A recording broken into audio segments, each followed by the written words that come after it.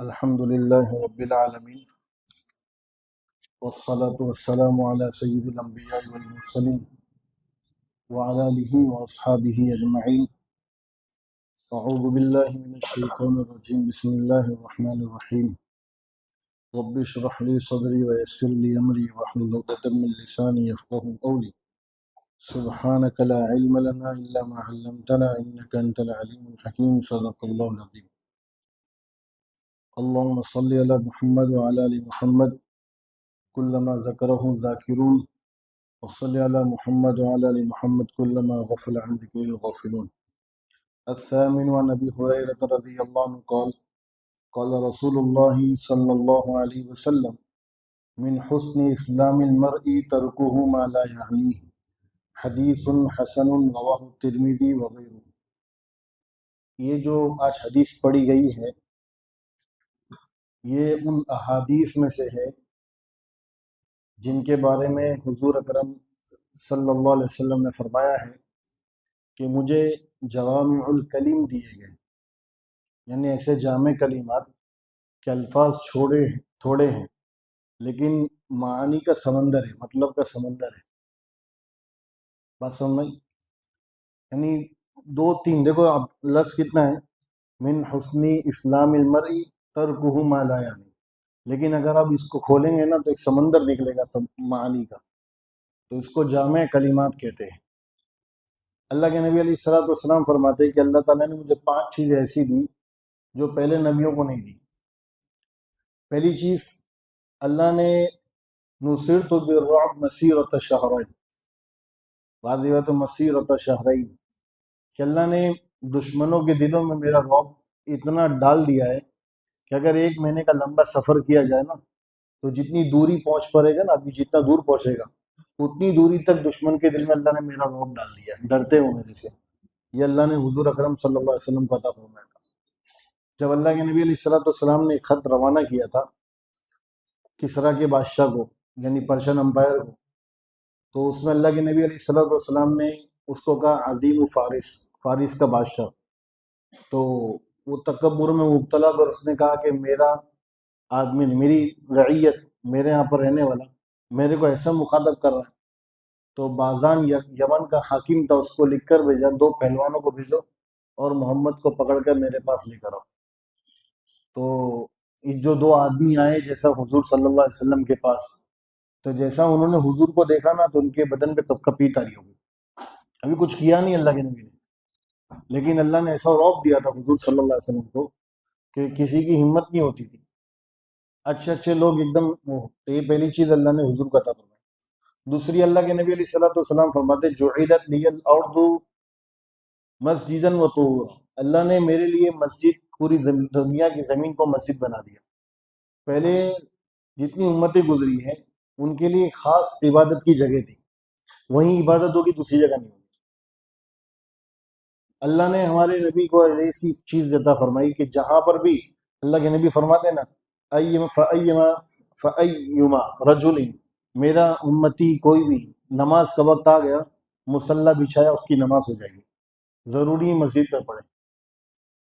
اور کہا کہ اگر پانی نہیں ملا تو کسی بھی پاک مٹی سے تیمم کرے گا، تیمم کر سکتا ہے. یہ خصوصیت، 2 خصوصیت. تیسری چیز، اللہ نے غنیمت کا مال میرے لیے حلال کر دیا جو پہلے امتوں میں نہیں تھا. جنگ ہوتی تھی، اب مال غنیمت جب ملتا تھا نا دشمن کا تو اس کو میدان میں لا کے جمع کرتے، اللہ کی طرف سے آگ آتی، اس کو جلا دیتی، تو مطلب تمہاری جنگ قبول ہو گئی. لیکن اس امت کے لیے اللہ نے کہا کہ غنیمت کا مال تم استعمال کر سکتے ہو. چوتھی خصوصیت، اللہ نے مجھے شفاعت کا حق دیا. 5ویں خصوصیت، اللہ نے ہر نبی کو کسی خاص قوم کے لیے بھیجا، اللہ نے مجھے پورے عالم کے لیے قیامت تک کے لیے بھیجا. دوسری حدیث بخاری شریف کے اندر جابر رضی اللہ عنہ فرماتے، اس میں اللہ کے نبی علیہ الصلوۃ والسلام فرماتے فضلت علی الانبیاء ب6، 6 چیزوں سے اللہ نے مجھے فضیلت دی. کچھ چیزیں آ گئی، ان میں سے ایک یہ بھی ہے کہ اللہ نے مجھے جوامع الکلیم دیا، یعنی میں جامع کلمات دی. جو میں بتانا چاہ رہا تھا یہ حدیث، وہ اللہ نے مجھے عطا فرمائی جو پہلے نبیوں کو نہیں دی ہے. اور ایک چیز اور یہ دی، وَخُوتِمَ بِهِ النَّبِيُّونَ، اللہ نے مجھے آخری نبی بنایا. اب میرے پاس کوئی نبی آئے نہیں، نبیوں کا سلسلہ نے مجھ پر ختم کیا. بس اصل میں جو چیز بتانی تھی وہ. اب میں آپ کو ایک چیز بتا رہا ہوں 4 حدیثیں ایسی ہیں، علماء نے جوامع الکلیم کر کے ایک کتاب لکھی ہے جس میں ایسی حدیثوں کو جمع کیا ہے جس کے اندر الفاظ تھوڑے ہو لیکن سمندر ہوتا ہے اس کے اندر۔ تو امام ابو داؤد رحمۃ اللہ علیہ فرماتے ہیں، اچھا امام ابو داؤد رحمۃ اللہ علیہ کون ہیں؟ جنہوں نے 5 لاکھ احادیث میں سے اپنی کتابوں کے اندر کچھ حدیثوں کو جمع کیا، تقریباً 4800 حدیثیں جمع کی۔ کتنی حدیثیں آتی ہیں ان کو؟ 5 لاکھ حدیثیں آتی۔ یہ وہ لوگ تھے جنہوں نے حدیث کو تلاش کرنے کے لیے الگ الگ علاقوں میں سفر کیا۔ ان کا ایک واقعہ بڑا عجیب ملتا ہے، سمندر کے کنارے تھے، جہاز میں تھے، تو بڑی جہاز ہوتی ہے اس کے اندر چھوٹی چھوٹی جہازیں ہوتی ہیں، تو وہ چھوڑنے کے لیے جیسا روانہ کر دیتے۔ تو ایک آدمی کو چھینک آئی تو اس نے الحمدللہ کہا۔ اب یہ بات ان کے کان میں پڑ گئی، اب جواب تو دینا تھا نا، جواب دینے کے ضروری کہ رحمک اللہ کہے اور سامنے والا یہدیک اللہ کہے۔ تو حضرت امام داؤد رحمۃ اللہ علیہ نے جیسا جواب دینے کی کوشش کی وہ نکل چکا تھا آگے۔ اب وہ صرف اس لیے کہ وہ جواب میں مجھے کیا کہے گا، یہدیک اللہ، اللہ تجھے ہدایت دے، اس دعا کو حاصل کرنے کے لیے انہوں نے 1 درہم کرائے پر کشتی خریدی اور کشتی میں سوار ہو کر اس کے پاس گئے اور اس کو جواب دیا یرحمک اللہ، تو اس نے سامنے سے جواب دیا یہدیک اللہ۔ اس جواب کو پانے کے لیے انہوں نے اتنی بڑی قربانی دی، حریص تھے، لالچی تھے، ہدایت کی دعا مل جاتی کسی طریقے سے۔ تو بعد میں خواب میں کسی نے دیکھا کہ بھئی کیا ہوا، کہا امام ابو داؤد نے 1 درہم کے ذریعے جنت خرید لی۔ وہ امام ابو داؤد رحمۃ اللہ علیہ فرماتے ہیں کہ 4 حدیثیں ایسی ہے، اگر کوئی عقل مند آدمی ان حدیثوں کا اپنا اوڑھنا بچھونا بنا لے تو اللہ تبارک تعالیٰ اس کی زندگی کو بدل دیں گے۔ 4۔ سب سے پہلی حدیث بخاری شریف کی شروعات، انما الاعمال بالنیہ۔ دوسری حدیث، لا یؤمن احدکم حتی یحب لاخیہ ما یحب لنفسہ۔ آدمی اس وقت تک کامل ایمان والا نہیں ہوگا جب تک آدمی اپنے لیے وہی پسند، دوسروں کے لیے وہ پسند کرے جو اپنے لیے پسند کرتا ہے۔ تھوڑی سی میں تشریح بتاؤں گا اس کے بارے میں، شاہ عبد العزیز نے بہت اچھی بات کہی ہے۔ تیسری بات یہ حدیث جو ابھی پڑھی گئی، من حسن اسلام المرء، مسلمان کے اسلام کی خوبی یہ ہے کہ لایعنی چیزوں کو چھوڑ دے۔ اور چوتھی حدیث، الحلال بین والحرام بین وبینہما مشتبہات، حلال بھی واضح ہے، حرام بھی بالکل کھلا ہوا ہے، درمیان کے اندر کیا ہے، شبے والی چیزیں ہیں۔ لا یعلمہن کثیر من الناس، بہت سارے لوگ جانتے نہیں ہیں۔ فمن اتقى الشبہات، جو آدمی شبہ چیزوں سے بچ گیا، شک ذرا بھی آگے چھوڑ دیا، فقد استبرأ لدینہ وعرضہ، اس نے اپنے دین کو بھی بچا لیا، اپنی عزت کو بھی بچا لیا۔ ومن وقع فی الشبہات، جو شبے میں پڑ گیا، وقع فی الحرام، وہ حرام میں پڑ گیا۔ تو یہ 4 حدیثیں ایسی ہے، اگر کوئی اس کو اپنا اوڑھنا بچھونا بنا لے، اپنی زندگی کے سامنے رکھے تو بڑا عقل مند آدمی ہو۔ حضرت شاہ عبد العزیز صاحب رحمۃ اللہ علیہ جہاں یہ بات نقل کرتے اس کے بعد وہ کہتے ہیں کہ آدمی کی عبادت کی صحیح ہونے کے لیے سب سے پہلی چیز کیا ضروری ہے؟ نیت۔ آدمی، کل میں جا رہا تھا، میرا دوست ملے تو میں نے بولا بھائی کیا کر رہا ہے؟ تو بولے دنیا کما رہا ہے۔ بولے ایسا مت بولیے، ہم لوگ سب دنیا کما رہے ہیں، لیکن اگر نیت کر لے کہ ہم روزی اس لیے کما رہے ہیں کہ ہم کسی کے سامنے ہاتھ پھیلانے سے بچ جائیں، ہم روزی اس لیے کما رہے ہیں تاکہ ہمارے اوپر ایک ذمہ ہے، تو یہ صبح سے شام تک آپ کا دکان میں بیٹھنا عبادت بن جائے گا، بس نیت۔ پھر آگے انہوں نے کہا معاشرت کی بگاڑ کو ختم کرنے کے لیے دوسری حدیث ہے۔ کون سی حدیث؟ کہ آدمی اپنے لیے، دوسروں کے لیے وہ پسند کرے جو اپنے لیے پسند کرتا ہے۔ ہم لوگ ایک مرتبہ ایک اللہ والے کی خانقاہ میں گئے تھے تو بیٹھے تھے، تو انہوں نے بڑی عجیب بات کہی کہ میں تمہیں ایک وظیفہ بتاتا ہوں۔ انہوں نے ایسا کہا، سارے لڑائی جھگڑے ختم ہو جائیں گے، سارا فساد ختم ہو جائے گا معاشرت سے۔ تو اسی مذاق میں کہا کس کو چاہیے؟ تو سب نے ہاتھ اٹھایا، بولا پہلے 4 میں نے کہا، اسی انہوں نے مذاق میں کہا۔ پھر انہوں نے کہا ایک حدیث ہے حضور صلی اللہ علیہ وسلم کی کہ آدمی اپنے لیے جو پسند کرتا ہے دوسروں کے لیے بھی وہی پسند کرے۔ ابھی آپ ایمانداری سے بتاؤ، میں یہ چاہتا ہوں کہ میرے ساتھ سب اچھا سلوک کرے اور تم دوسرے کے ساتھ اچھا سلوک کرو گے، چلے گا؟ بھئی آپ کے ساتھ کوئی غلط سلوک کرے گا، آپ برداشت کریں گے؟ تو پھر آپ دوسرے کے ساتھ غلط سلوک کیوں کرتے ہو؟ آپ یہ چاہتے ہو کہ مجھے سارا مال برابر ملے، تو آپ بھی دوسروں کو برابر دو نا۔ لڑائی کس پر ہو رہی ہے؟ مجھے میرا مل جائے، میں کسی کا نہیں دوں، یہی ہو رہا ہے نا معاشرے میں۔ تو بھائی بتاؤ نا آپ لوگ، یہی سب مسئلہ اسی پر ہے نا، مجھے سب کچھ ملے میں کسی کو نہیں دوں گا، تو اسی پر لڑائی چل رہی ہے۔ اور اللہ کے نبی نے کیا فرمایا، آدمی کامل ایمان والا اس وقت تک نہیں ہوگا جو آدمی اپنے لیے پسند کرتا ہے دوسرے کے لیے پسند کرتا۔ آپ کی دکان پر کوئی آدمی آیا، 100 روپے کا مال آپ نے 1000 میں بنا دیا، ارے بولا آج تو بہت اچھا، اگر آپ کو کوئی ایسا کرے تو شریعت نے نفع کے اندر کوئی حد متعین نہیں کی، آپ کما سکتے ہیں، آپ کو اختیار، لیکن آپ کے ساتھ اگر کوئی کرے تو اچھا لگے گا، تو آپ جو اپنے لیے پسند کرتے ہو دوسروں کے لیے پسند کرو، سارا مسئلہ ختم ہو جائے گا۔ یہ جب حدیث آئے گی تو میں اور بہت مثالیں دوں گا، ابھی بات پھر دوسری بات اصل رہ جائے گی۔ پھر آگے انہوں نے فرمایا کہ بعض مرتبہ ایسی چیزیں ہوتی ہے، اچھا، اوقات کی حفاظت، وقت کی حفاظت کے لیے اللہ کے نبی نے تیسری بات فرمائی کہ لایانی سے بچاؤ اپنا آپ کو، وہ بتاؤں گا بعد میں۔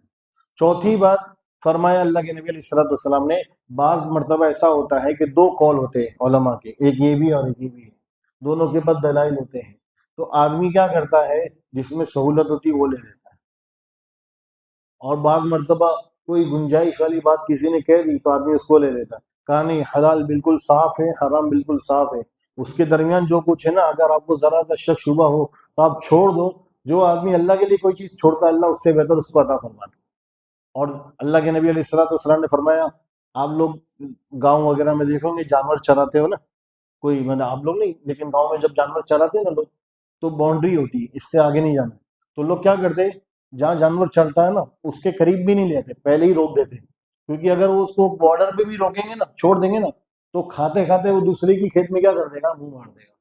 تو اللہ کے نبی فرماتے شبہات سے ہی بچو، ورنہ شبہات سے نہیں بچو گے نا تو قریب تم حرام میں چلے جاؤ۔ تو یہ 4 حدیث ہیں، اس میں سے ایک حدیث یہ ہے۔ اب آتے ہیں لایانی کس کو کہتے ہیں۔ امام غزالی نے بڑی عجیب بات کہی ہے لایانی کے بارے میں، اس کو سنیں۔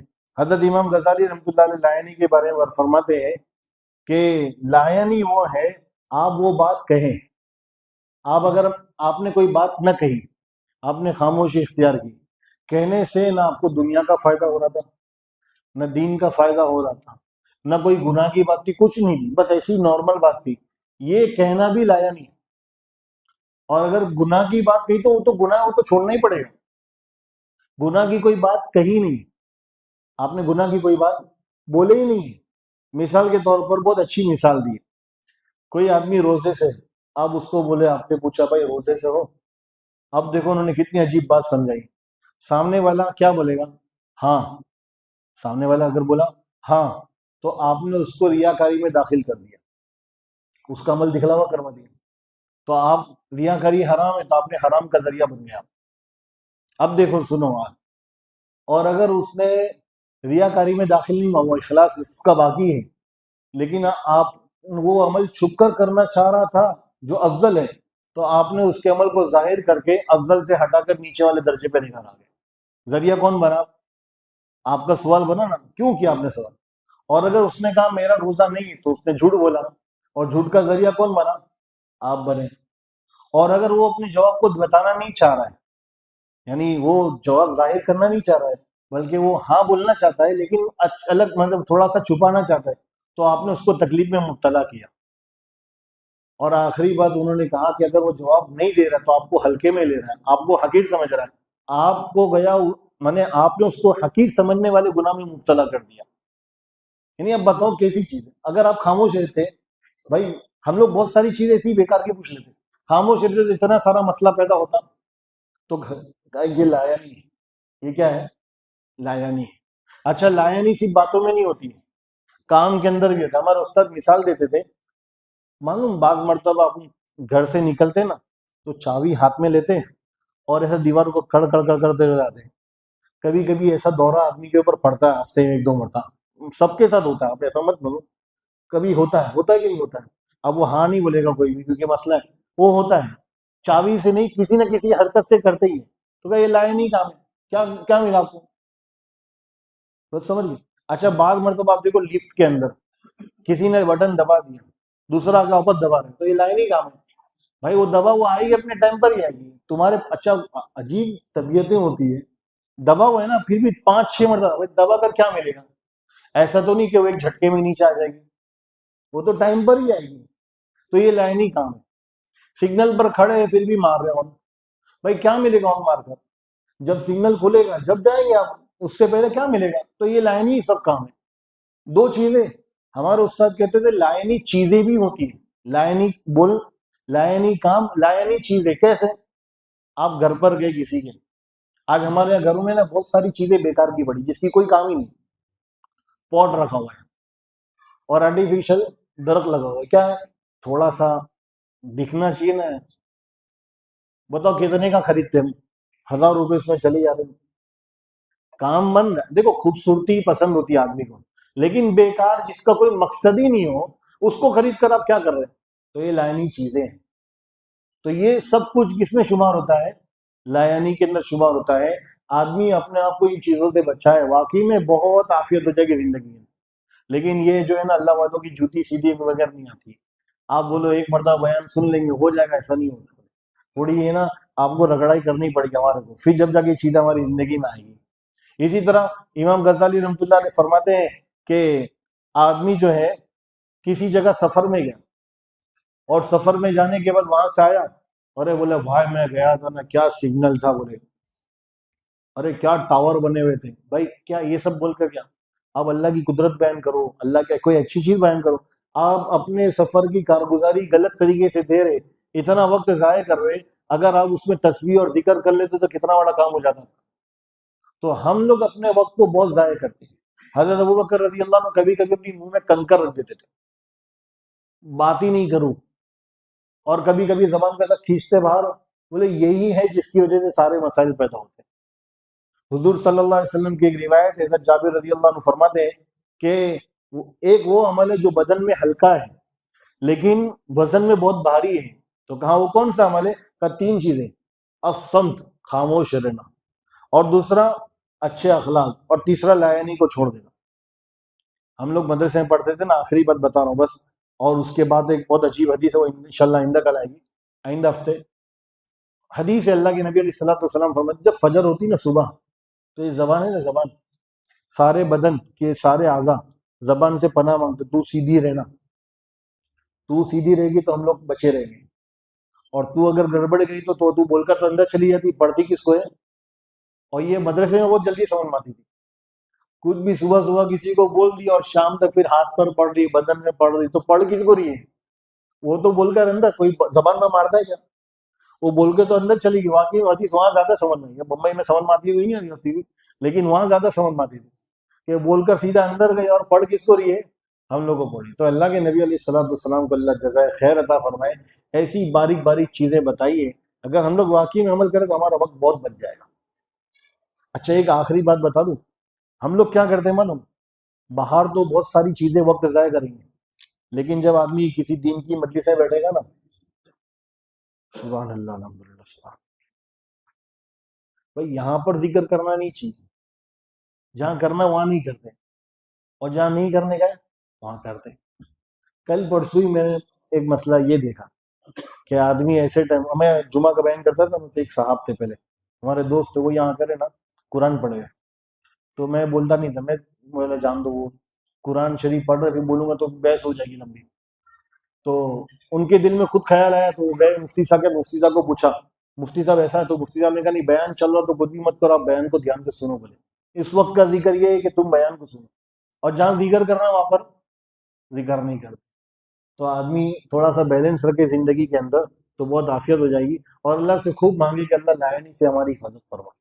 ہاں واقعی میں اللہ تعالیٰ ہمارے لیے بھی عافیت کا معاملہ فرمائے، اور اللہ مسلمانوں کے ساتھ بھی عافیت کا معاملہ فرمائے، اور ہماری زندگی کو صحیح رخ پر اللہ لے کر آ جائے. سبحان اللہ بحمدی، سبحانک اللہم وبحمدک، اشہد ان لا الہ الا انت استغفرک و اتوب الیک. سبحان ربک رب العزت عما یصفون، والسلام.